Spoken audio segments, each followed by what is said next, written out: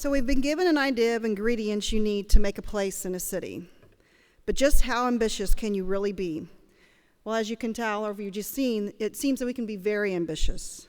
In Memphis, Tennessee, as we just heard, the Sears warehouse was a landmark as a major economic foundation for the city. Then it closed. So what to do with an abandoned warehouse that nobody seemed to want?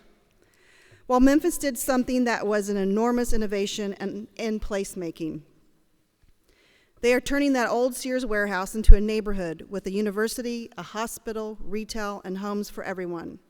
It's a vertical village in the city. From Memphis, let's welcome the man who is leading this major contribution to placemaking, Todd Richardson, Director, Sears Crosstown Development.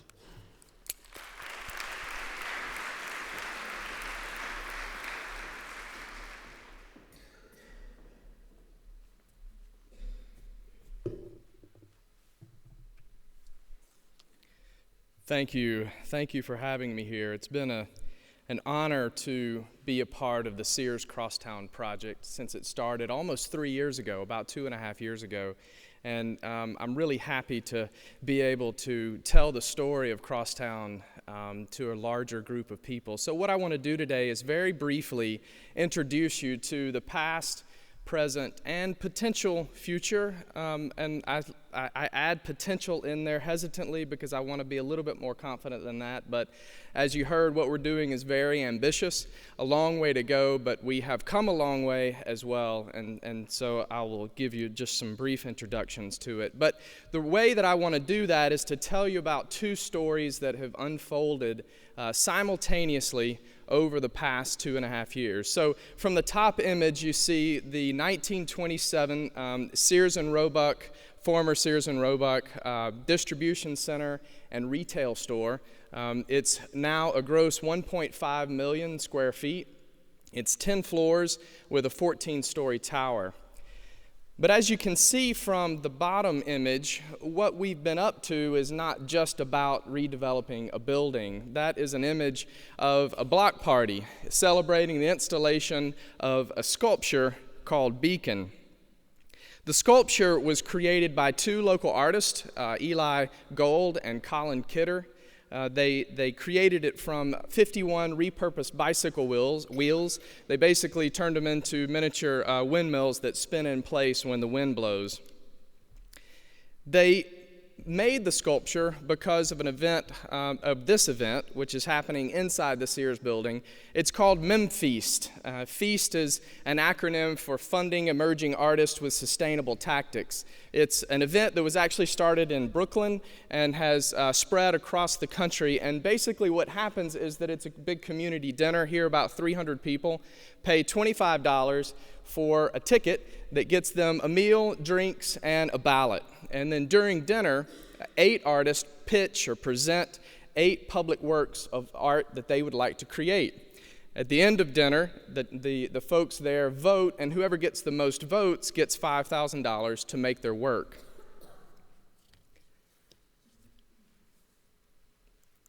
In addition to Memphis event, Crosstown Arts, a nonprofit that was formed about 2.5 years ago to facilitate the process of the redevelopment of the building, they continue also to have events like lectures and programming and concerts and parties and gallery shows.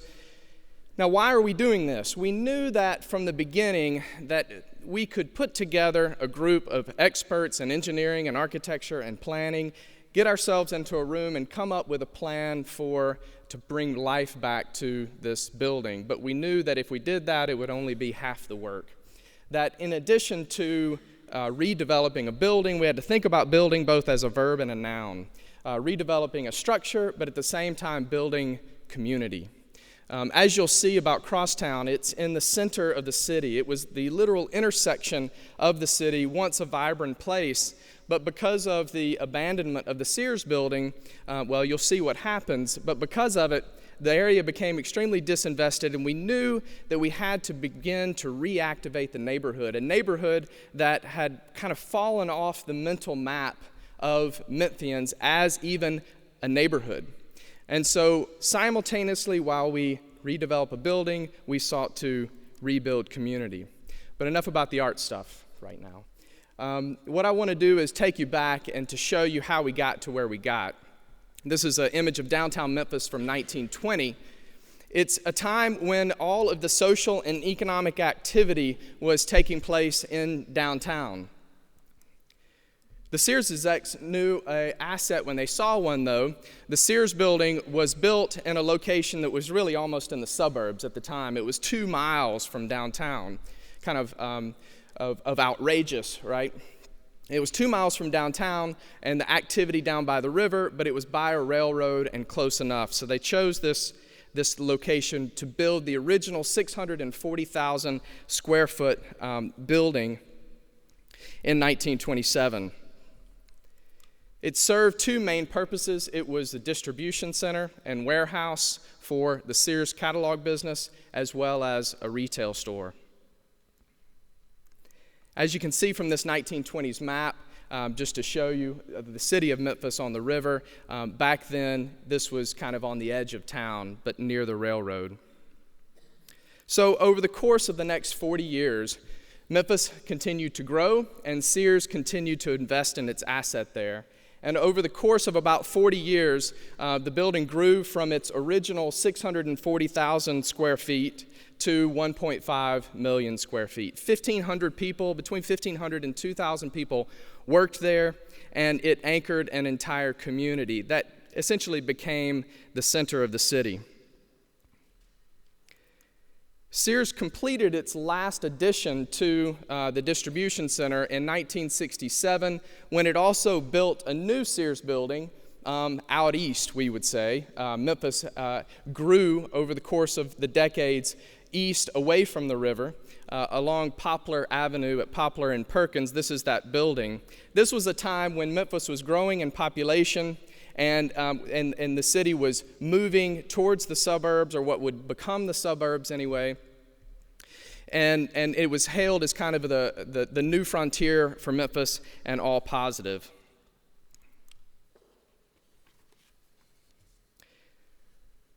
Then more and more people started moving out east, all for, well, some legitimate reasons. Some moved out of fear, failing schools or safety. Others moved out east for opportunity, bigger house, bigger car, bigger yard, cheaper price.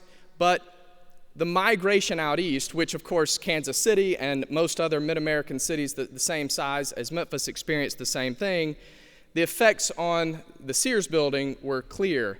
The second half of its life was defined by decline, by much less traffic, and therefore much less revenue. Despite Sears' attempts to keep it open, they remodeled the building in the late 70s. The building, the retail store closed in 1983, and then Sears closed all of its distribution centers across the country in the early 90s. This one closed in 1993. So the building was abandoned and has been abandoned for 20 years, since 1993. Cleveland Street, this is a photo taken from the top of the Sears building looking south along Cleveland Street, which was the main corridor, north-south corridor in Memphis, suffered greatly when you take 2,000 people away. Not too long after that, the storefronts were boarded up.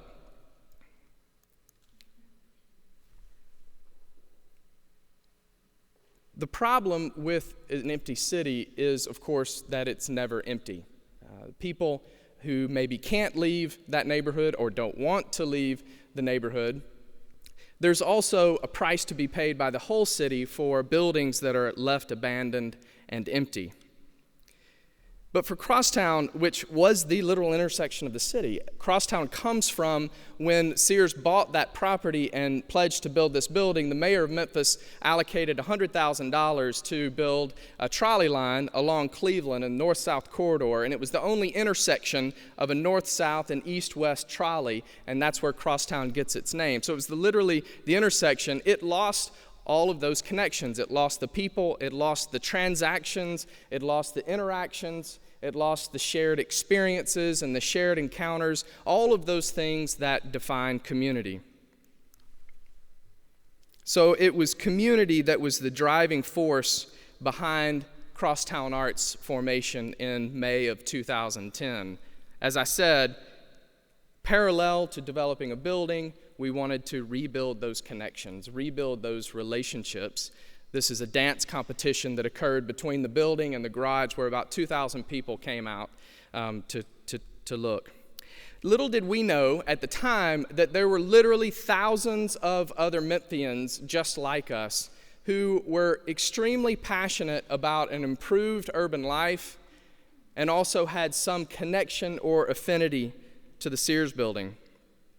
And we couldn't help but notice something else. Like many American cities, the center of Memphis is actually growing. Despite the fact that over the last 10 years, the city as a whole has lost population, what happened on the opposite end of that is the center city neighborhoods, Midtown and Downtown, have actually grown by a rate of 25%, and that's especially the case with individuals between 18 and 35. So we discovered both through our community events and our studies that rather than being repelled by an enormous, abandoned, empty building, people were actually attracted to it. They were attracted to its mystery, its raw character. They were attracted to its location, and a genuine desire to see something great happen to it. However, the big question was still as evident and true as it was from the beginning. It's 1.5 million gross square feet. What is Memphis's answer to so much empty space? And so it required us from the beginning to think outside the box, not only for the building, but also for the neighborhood and also for the city. Now, fortunately for us, there are 10 of these buildings that were built between 1930 and the early 1930s. For example, this is the Sears building in Minneapolis, now redeveloped as Midtown Exchange, that opened in 2007, a mixed-use development of office and residential and retail at the bottom. Who would have ever thought? 2 million square feet of coffee. Seattle is now the headquarters of Starbucks. Dallas, a little bit different, is one of the earliest built, is 1913 as opposed to ours in 1927. It's 450 lofts of residential with retail and some office space. And then in Boston, the Sears building is redeveloped as the Landmark Center, all commercial and retail with one tenant at 500,000 square feet. So out of the 10, 4 have been redeveloped, 3 were demolished, including, I should say, one in Kansas City. And then 3 stand empty, one in LA, one in Memphis, and one in Atlanta, although one in Atlanta is currently under development. Construction has started, being redeveloped as Ponce City Market.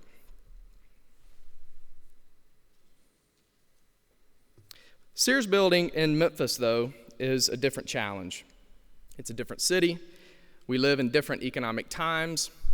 And we knew that we were going to have to think outside of the box. So we began from the beginning, rather than thinking about this project as the development of a building, we thought about this project as creating a community. The size of the building allows for proximity and density and a variety of people and uses that at least has the potential of creating an organic community that's real. So rather than taking an anchor tenant approach where we try to attract a large tenant and then fill around the edges, rather than simply trying to just fill up space, we decided that we would take a different approach.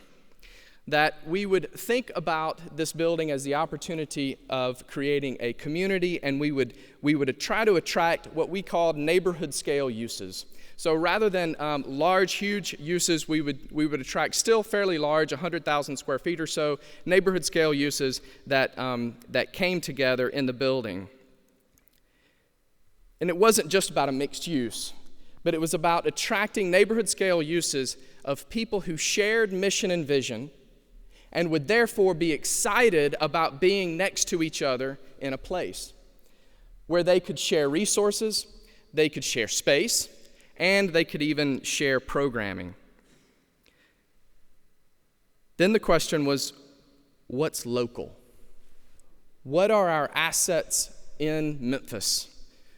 What can we draw from, leverage in Memphis for what we began to call this new vertical urban village. What if we took all of these things and that really make a vibrant neighborhood, and rather than spreading them out horizontal in a traditional neighborhood way, began to stack them on top of each other? So over the course of a couple of years, I began to take this vision to, well, last year I stopped counting at about 250 meetings of people from organizations, all sorts of kinds of organizations, churches, corporations, schools, everything that you can imagine. And over the course of time, 9 what we now call founding partners in arts, education, health, and wellness came together and have now committed collectively to 650,000 square feet in the building, which will be redeveloped size of about 900,000 square feet. Allow me to read to you just for a second. Patients receiving treatment for cancer at the West Clinic will attend nutrition classes at the Church Health Center. Members of the Church Health Center will discover the healing power of the creative process in classes and exhibitions at Crosstown Arts. Students at the Crosstown High School for Arts and Sciences will be educated in a community where they rub shoulders with doctors and artists and teachers in training on a daily basis. Educators and medical residents will live in close proximity to their classrooms and their clinics. The idea is that for these 9 founding partners to not just share resources, to not just be next to each other, but to actually be better because they're together. So allow me just a minute to go into a little bit of detail about each one of these, just a few seconds on each one. ALZAC is the fundraising arm of St. Jude Children's Research Hospital. The Church Health Center is a 25-year organization that provides health care to the working uninsured. They have about 85,000 patients and operate out of 11 different buildings now that total about 100,000 square feet. They are going to consolidate all of their operations into the Sears building. Crosstown Arts, as I've already mentioned, is the nonprofit that initiated this whole development process, but they will run a contemporary art exhibition space and a multidisciplinary artist residency program. Memphis Teacher Residency is an amazing organization in Memphis. It has been around for just 4 years. What they do is recruit recent graduates from all across the country. They come and they are tuition-free, earn a master's in urban education. They then are also given residential and a stipend in return for committing to teach in Memphis urban schools for 3 years after that. Just after 4 years, they are the highest producing. Their graduates are now the best teacher preparation program in the state of Tennessee. Gestalt Community Schools is a charter school management organization that will start and operate a high school, 9th through 12th grade, about 500 students, the Crosstown School for Arts and Sciences. And then you see Methodist Healthcare, which is a hospital. They will have some administrative offices. Rhodes College will be involved. St. Jude will house their fellows, their postdocs, and their residents. And the West Clinic is the Cancer Treatment Center. And they will be building a new comprehensive cancer treatment center in the building. And just one anecdote on that, the chief of staff of the West Clinic, the way he describes it is, whenever I tell someone that they have cancer, the first question they ask is, Doc, besides surgery and chemo, what can I do to improve my chances? And his response to us is, you mean now I can tell them to go across the hall to the Church Health Center and get involved in all of the things that the Church Health Center does in improving life, from nutrition centers to teaching kitchens to aerobics to yoga and all of these different kinds of things. He says, man, you mean I get to treat cancer in an environment that celebrates life rather than tries to avoid death? That's a no-brainer. It's these kinds of stories and anecdotes that really define all of the different kinds of interactions and programming opportunities that we'll see at Crosstown. So they simply see themselves better because they're together, greater than the sum of their parts. So based on the needs of the founding partners, Our architect, Alan Boniface at Dialogue, who you just heard from, has partnered with Frank Ricks and LRK in Memphis, and they are now working with all of the founding partners to determine the needs of each one and to come up with, they actually just finished the concept study that locates everyone in the building and really takes advantage of all of these programmatic opportunities and interactions that we can create. However, we have always said from the beginning that this is not about a building. This is not just about a building, but it's about the neighborhood and it's about the city. And the building's location helps. It is in Midtown, at the nexus between downtown, Midtown, and the medical district. I often say that really this project, located where it is in Crosstown, is the last variable in helping to knit together a really solid center city of Memphis. There is lots going on in terms of development in downtown. In the medical district, there's billions of dollars being spent on research and development, and Midtown is kind of the heart and soul of the place. Crosstown is that place that was disinvested, where not much has been going on. And so it's not a surprise that our founding partners basically make a horseshoe, if you map them on a map, a horseshoe around Crosstown. They get that this is an opportunity to revitalize an area, to knit together for a center city. So I started off, and I'll end, with Beacon, and the two stories of developing a building and also building community. Again, allow me to read to you for just a second. The artist that made the sculpture named it Beacon. They wanted it to draw attention to the neighborhood. The reality is that a sculpture can only attract interest for so long. We know this to be true for the 14-story, 1.5 million square foot abandoned building behind it, too. Things aren't beacons, people are. Ultimately, what will give people a reason to return to Crosstown is other people. We've seen it already with the thousands who have attended our Crosstown Arts events over the last 2 years. It's the social interactions and memories made by those living and working, learning and teaching, healing and growing, creating and recreating in the building 24/7, 365 days a year. These are the shared experiences that will make up the Crosstown community in Memphis, Tennessee, a place unlike any other where arts, healthcare, and education and people of every age, race, economic status, and background will cross paths. Thank you.